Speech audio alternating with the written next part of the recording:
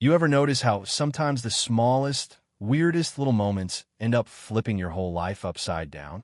I mean, picture this: what if a kid, just a little girl answering a phone at her mom's work, changed not only her fate, but set off a chain reaction that rocked a $1 billion company?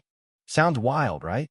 Well, buckle up, because this is one of those stories where a quiet voice turns into an earthquake, where a single choice draws two worlds together and nothing, not the old rules or old regrets, can hold back what's coming next.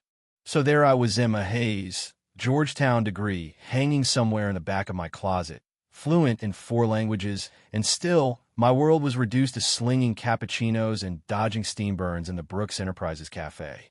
I swear, that clock above the espresso machine ticked louder than my own heartbeat. But you know what? Life's funny that way. You do what you gotta do for your kid. And for me, that meant bringing my 7-year-old, Sophie, to work and praying she could read quietly on a milk crate out of sight. We had a system. On school breaks, she'd lose herself in battered fairy tale books, and I'd keep the world spinning one latte at a time. But then the phone rang. Nobody was around to grab it. Sixth ring, and my hands were full upstairs with a tray of pastries for a bunch of suits, wishing I was anywhere else. Sophie, curious as ever, slid off her crate and answered. She greets the caller in German, no less, cool as a cucumber, Brooks Enterprises Cafe, Guten Tag. And when you know it, the guy on the other end is some bigwig from Berlin, talking logistics and proposals. Sophie, all of 7, handles the call like she's got stock in the company. Writes everything down in that careful script of hers. And who walks in right then but Nathan Brooks himself? Yes, the Nathan Brooks. CEO, legend, walking stress fracture in a $1,000 suit. He's halfway through his coffee, freezes when he sees Sophie. When she hangs up, he just stares, then asks, dead serious, "Who are you?" Sophie blinks, not scared a bit. "I'm Sophie Hayes. My mom works here." And you know what Nathan says? Nothing to her. Just looks up, waits for me to appear, and when I do, he doesn't blink. MS. Hayes. My office. 9 a.m. Tomorrow.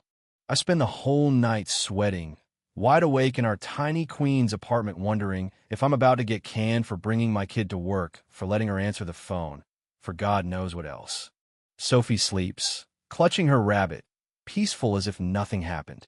Meanwhile, I'm staring at the ceiling, counting heartbeats, wishing I had answers. Next morning, we're both dressed like we're going to war. I have my best thrift store blouse. Sophie has her neat little uniform, and together we ride that elevator up to the 52nd floor. Nathan's office is every bit as intimidating as I imagined. Glass everywhere, skyline spread out like a map, like the world's just out there waiting for someone bold enough to grab it. He doesn't smile, just hands over a notepad Sophie's notes from the call. "Your daughter picked up technical details our international team missed." Then he stares right through me. "You speak 4 languages. Georgetown honors. What are you doing serving coffee?" And there it was. I could have made up a story, but I just said it. Life happened. That's all. Nathan nods, pulls a folder from his desk, and lays it out: 3-month contract, salary 4 times what I make in the cafe, interim cultural liaison for this monster negotiation with a German tech giant. My head spins. My kid, Sophie, just whispers, "Say yes, mama." And for the first time in years, I do. Not out loud, just in my head. But something shifts. You ever have one of those days where everything changes and nothing makes sense until you see it through? Because hours ago I was scrubbing mugs, and now, suddenly, I'm staring at a contract that could change everything for me and my girl. That night, I sit at the kitchen table, the offer unopened in front of me, the numbers looping in my head. Could this be a trap? Or finally, a little bit of justice? Morning comes too soon. I'm in the conference room, nerves on fire. 4 Germans from Koenig Tech sit like statues at the end of a glass table. Their leader, Dr. Kruger, is infamous, got 0 patience for amateurs, less for Americans. Nathan introduces me. Emma Hayes, our interim cultural liaison and translator. No mention of lattes. No hint I was scrubbing counters yesterday.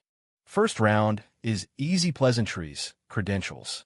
But Kruger, He leans forward and lets the claws show. We assumed Brooks would send someone with legal experience. She looks barely out of university. And right then, I don't blink. I translate his dig into English. Then without waiting, I fire back in German. Doctor, if you prefer, I can list my credentials now, or you can judge after I translate your next 40 clauses without a single mistake. Your call. Silence. Then he nods, barely. We move on. The rest of the meeting? I'm in the zone faster, sharper than I've been in years.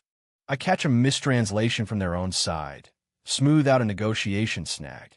And for the first time, Nathan looks at me like he's genuinely impressed. That night, I walk home, head spinning, heart thumping. Sophie's at the table, practicing her German poem for school. She looks up and grins. You belong there, you know, just like you told me. A day later, an email pops up, internal review committee, mandatory. My heart drops. Is this it? Is my past catching up? I call Mrs.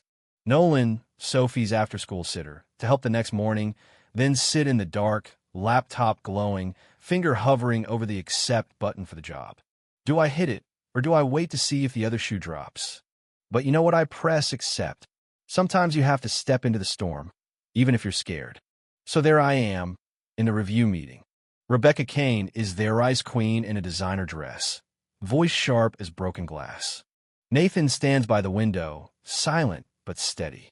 HR flips through my file, pokes at every gap, even drags up a translation internship from years back. Conflict of interest? HR asks.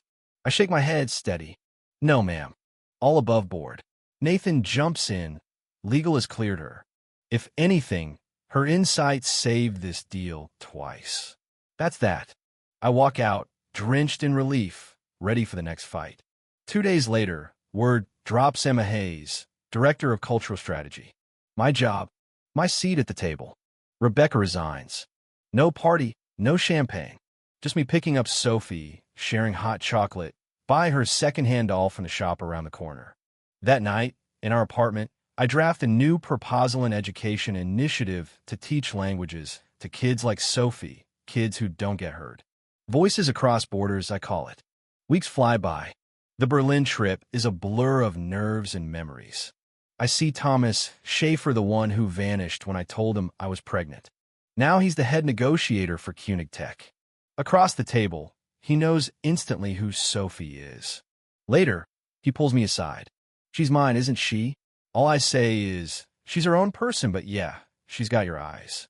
He tries for apologies, but you can't fix years with a handshake. She's beautiful, he says, and I don't need him to tell me that. Back in New York, doors keep opening. Sophie's in a dual language school. Nathan's always there, sometimes close, sometimes giving me space, always believing I can do more. One afternoon, he drops by with a letter full funding for Voices Across Borders. You built this, Emma, he says. You should be proud. And you know what? I am. 3 months later, I'm at the ribbon cutting for the first learning center in the Bronx.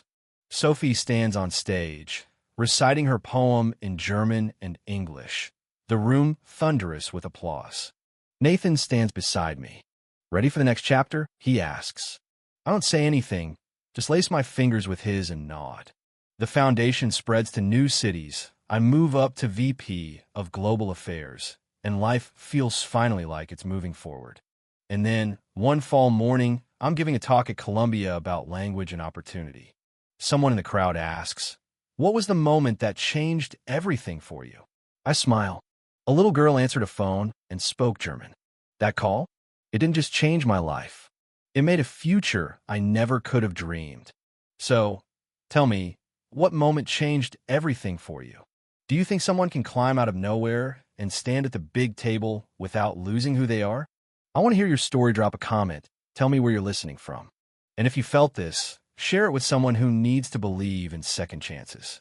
Because honestly, sometimes all it takes is one voice, maybe even yours.